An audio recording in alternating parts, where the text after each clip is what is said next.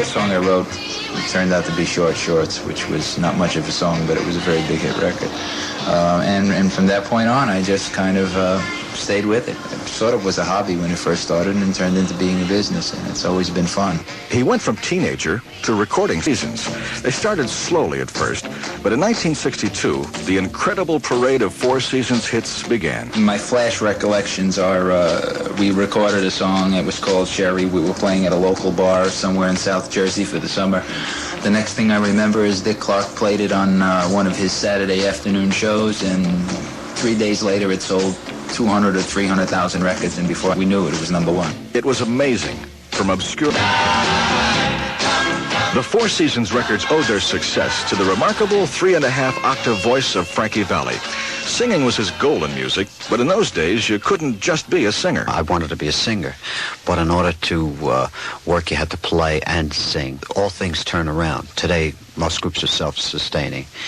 They play and sing and write and everything. And I had one of those kind of groups in those days. At first, he didn't play an instrument. But when he tried out for a singing job and found he needed one, he got one fast. I lied and told him I played bass and went out and bought a bass from a pawn shop and took it home and played records and got a feel of what bass playing was like, and I faked bass with this guy's trio for 3 years. He quit school at an early age, firmly to keep eating. I was a hairdresser for a while. I worked construction for a while. I wasn't too proud to do anything.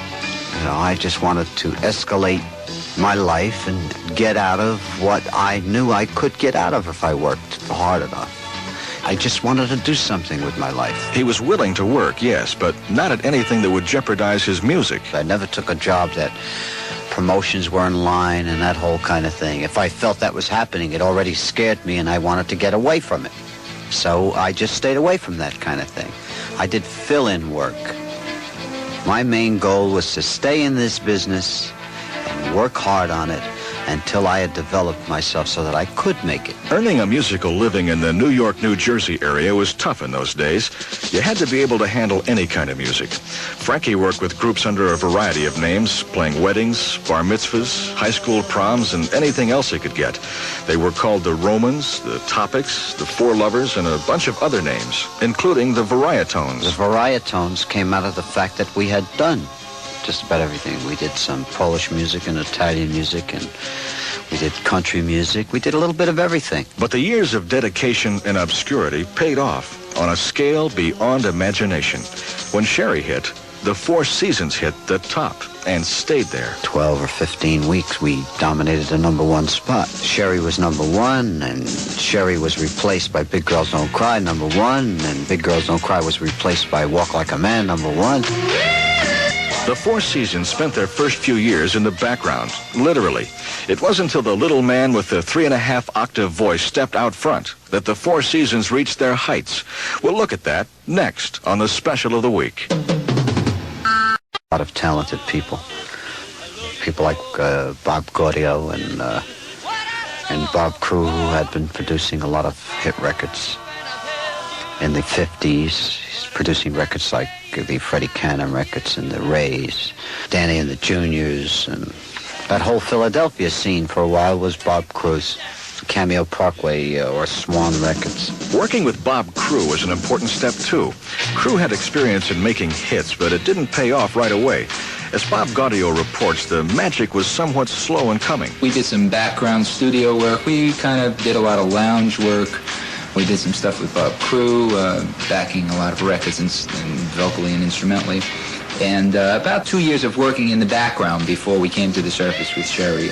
We had one record out before Sherry called Bermuda, and that was a zip. She went sailing. Like Bermuda didn't work for Frankie Valli.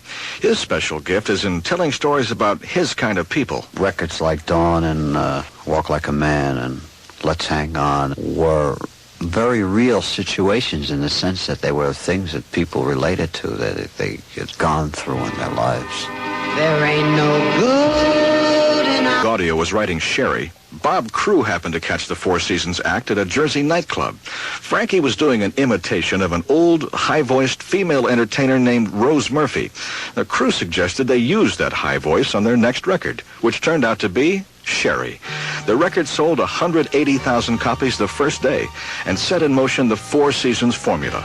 Success equals Bob Crew producing and helping with writing, plus Bob Gaudio writing, plus Frankie Valli's voice. I've always had it. It's something that I just had naturally. And the people who were writing material for me or for the group in that period of time were taking advantage of the fact that I had more than a 3-octave range. And they wrote specifically to use that and utilize. Frankie can sing even higher than what we're used to from the Four Seasons.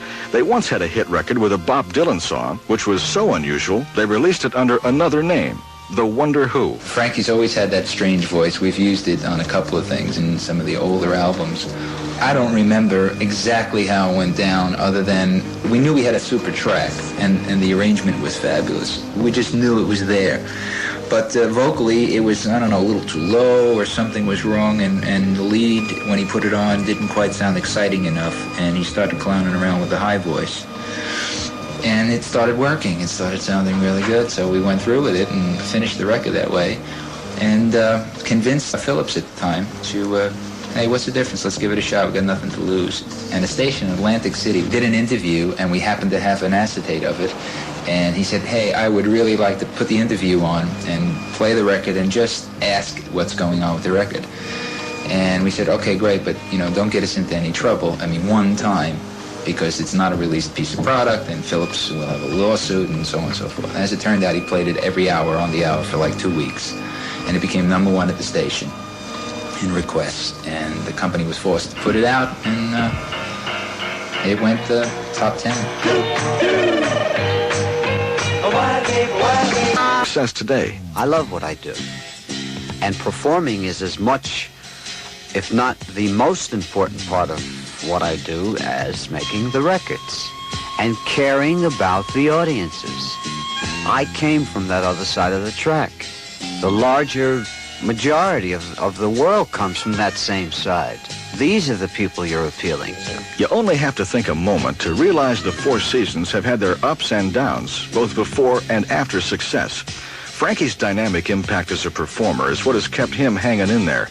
Hit records or not, he and the Four Seasons can always earn a living. The only thing that you can actually rely on in this business is that you go out and do a great show and people come in and see that show. And if the show is great, the next time you come back, they will be there again. During one of those hitless periods, the group signed with Motown Records. It was a bad move for Motown and the Four Seasons. Nothing seemed to work out, and the period was a total drain on the Seasons' career. Well, almost, except for one record. It was originally recorded for Motown Records, where we spent about 2.5 years in obscurity. Very few people even knew we were with the company. It was one of the things that they weren't terribly fond of. When we left, we bought back the track. Motown never released it, but Private Stock, the new label, sure did. I thought it was a hit song the day the song was shown to me. And when we recorded it, I said, this is a hit song. It's got to be a hit song.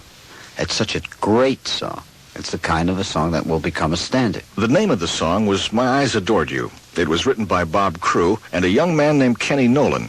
It rescued the name of Frankie Valli from those 2.5 years of obscurity.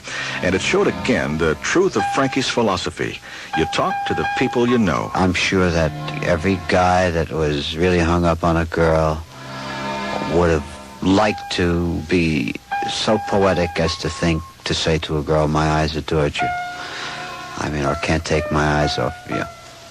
But that also depended on the neighborhood you came from. In a song, it was one thing. If you came from a rough neighborhood, you didn't tell a girl, my eyes adored you. It was different. The environment had an awful lot to do, but you didn't mind hearing somebody else say it. My